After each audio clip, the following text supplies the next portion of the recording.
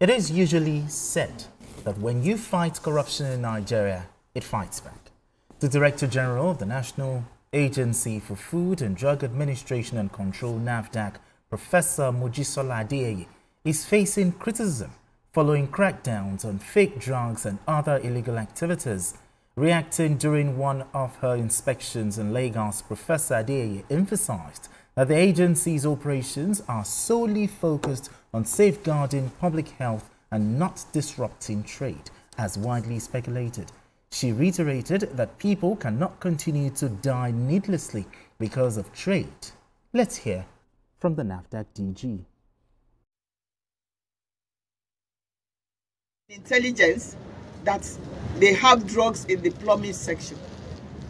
Our forces, our police went with our staff. They overwhelmed us. We narrowly escaped from being killed. These trucks that you have seen here are trucks that were caught by security forces in the night, trying to take drugs away from Idumota, where we have our operation. So these trucks are seized. We are not destroying trade. We are protecting lives. And our own enforcement met with the market leaders that this is what we are doing. We cannot, because of trade, let people start continuing to die needlessly. But we met with them and we will continue the operation because it is high time we did something. Like I said a week plus ago, enough is enough. We love trade. We have Office of Trade and International Relations in NAFDAC.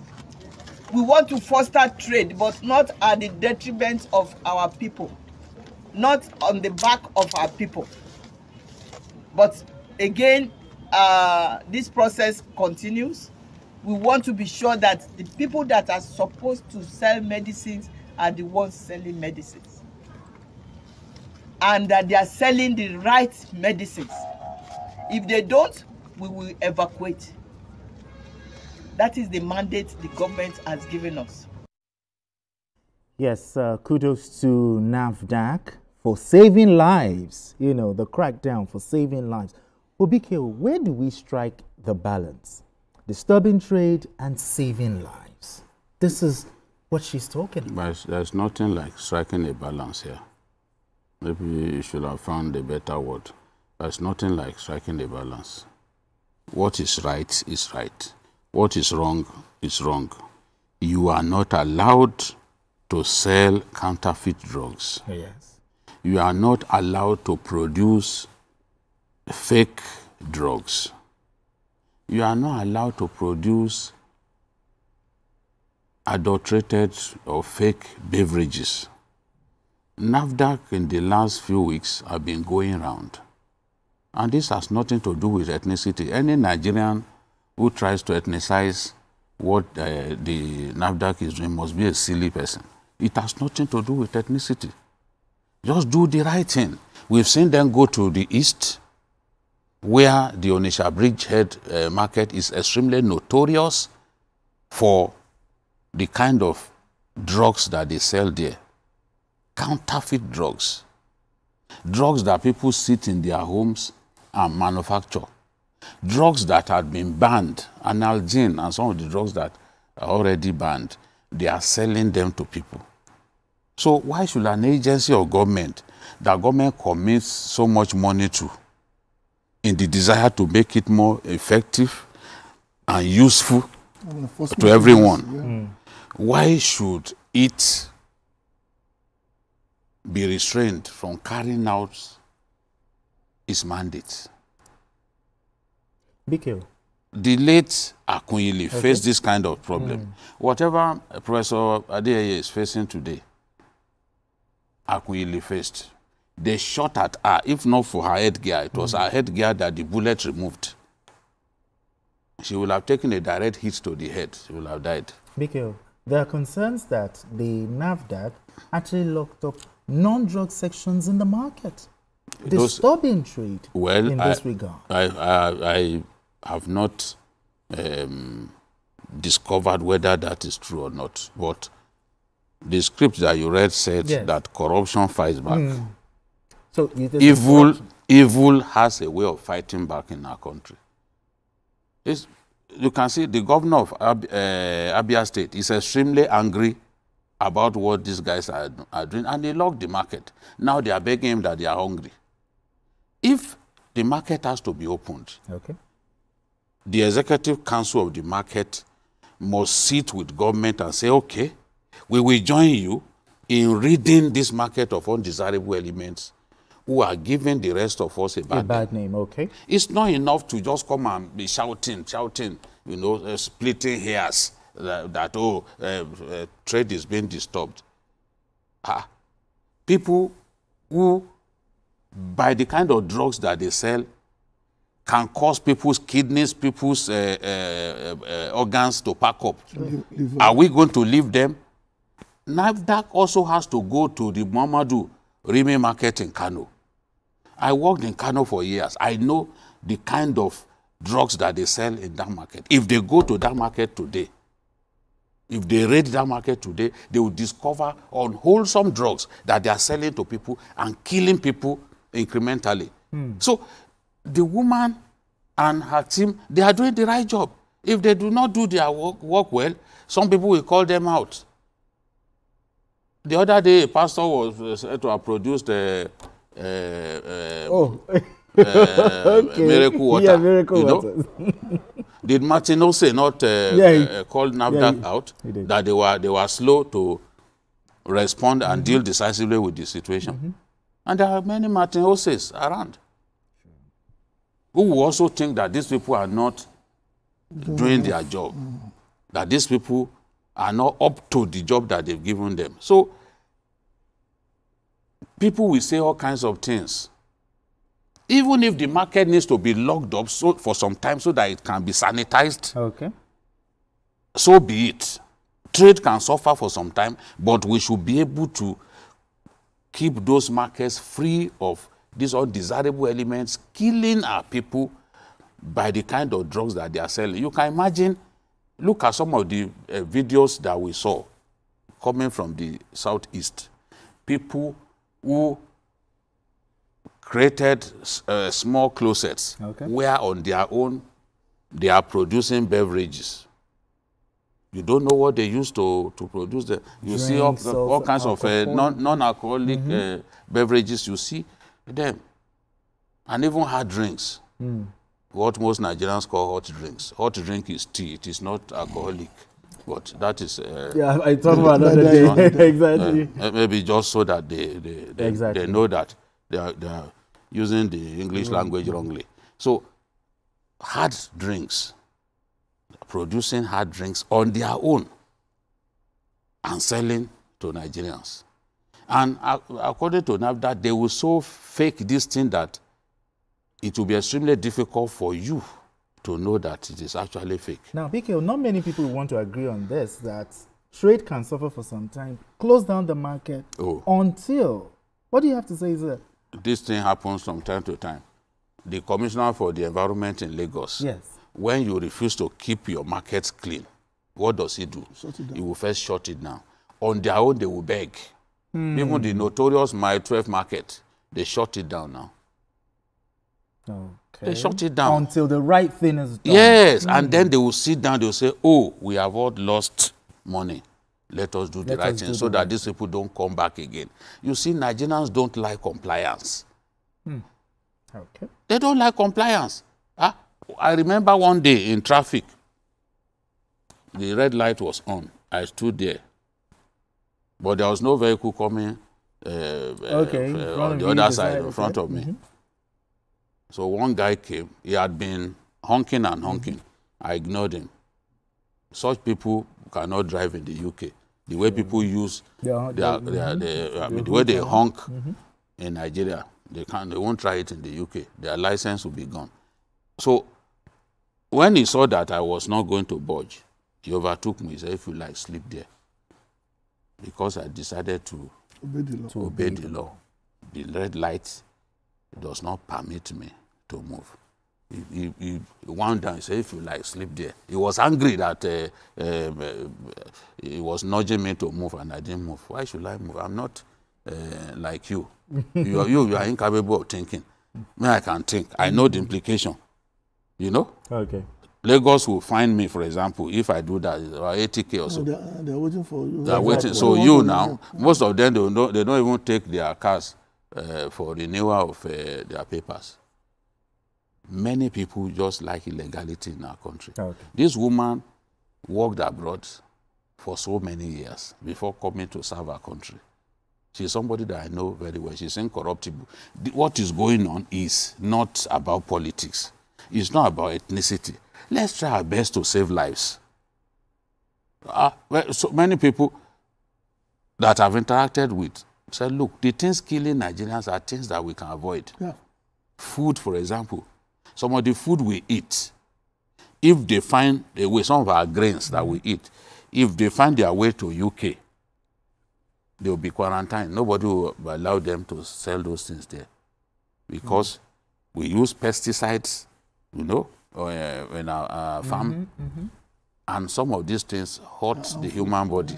So they will first test. It's not like they will just allow you bring what you like. They will first test. Once it exceeds the tolerable level, they won't allow it to come into their country.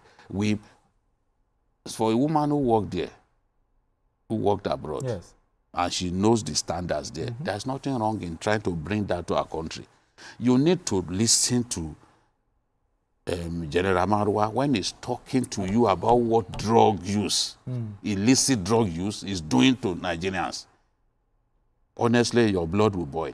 We are at a point now that we must do our best. Honestly. Otherwise, the way things are going, the way young people are using drugs, BBC did the documentary that Madam referred to.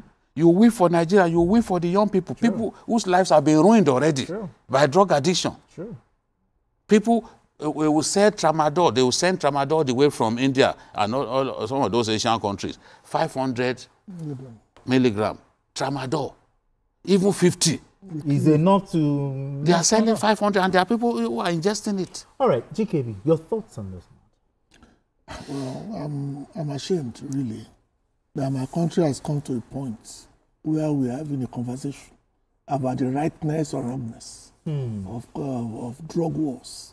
All over the world, we all know that drugs, either domestic or otherwise, are essentially is something that people work very hard at. Okay. For example, after my surgery, I was given a painkiller, and the doctor was very emphatic that the one he gave me is all I need. That if I should get one more, I'm going to become addicted to that painkiller. So I now try to get the same drug from another source.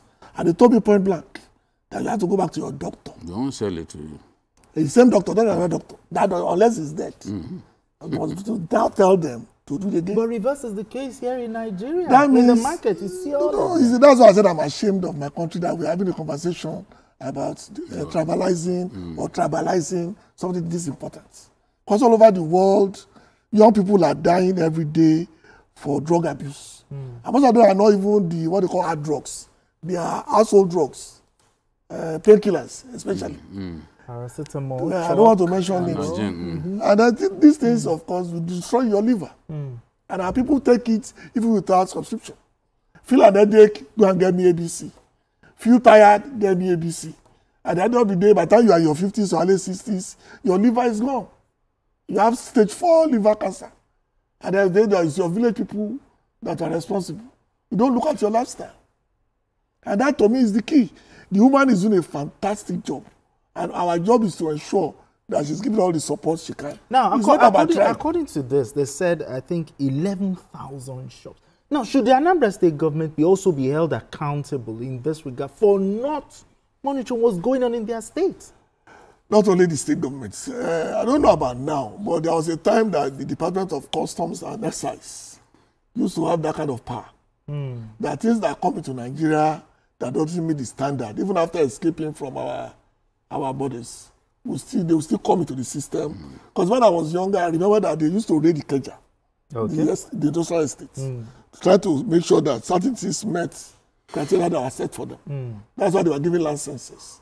But nowadays, I don't think anybody does that, because normally, no state society will be doing their drugs in a room and parlor apartment. Nobody will do that, because it's supposed to be done in a sterile environment, where everything is clean, where you can monitor it, and it meets the standard that you set for yourself. Like Gideon said, people are bringing in drugs that the percentage is far lower than what we need to be effective, or too high to become something that you become addicted to. That, to me, is the key we need there. The human is doing a job, but I still think they need to do more.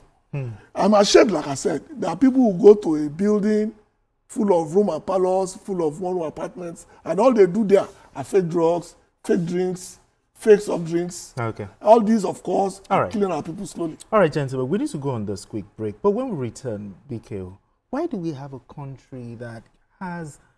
Is it that we have that enabling environment where counterfeit drugs thrives? And how do we change this narrative? We'll have that conversation when we return from this break. Don't go anywhere. Still Journalist Hangout. All right, if you just joined us, it's still Journalist Hangout. I still have BKO right here with me and GKB. So BKO, before we went on that break, I asked you that question. Why is it that we have that environment that enables this kind of thing? And how do we change this narrative? There is clearly a failure on a large scale of regulation.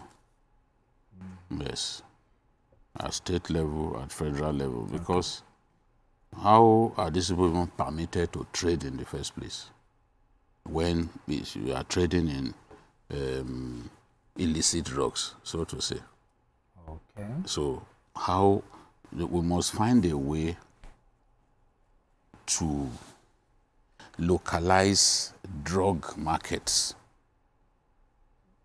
in a place, so that what we are witnessing in Abia State will not happen, whereby when you now target these guys, it will not affect other people. Okay. What I'm saying is there should be specialized markets for drugs.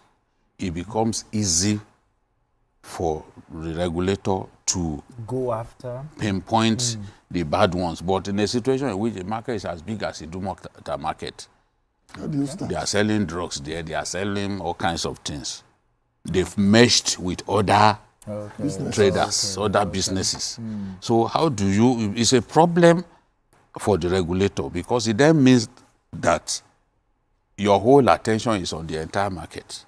And where these guys are located, kind of interspersed within the market, it becomes difficult.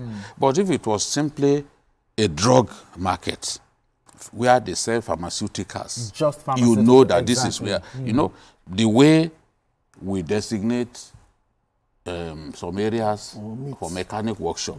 Okay, for electronics. Yes, you want to. Yes, you want to repair your car. You know that this is the place to go. You want to buy motor spare parts. You know this is where you have to go. We need to do that for drugs. How about stiffer penalties? It's still one of the things to do, but because you are talking about disruption to trade and all that. Yes. I know that it's a problem when these guys just go, they are selling their drugs in a big market along with other people.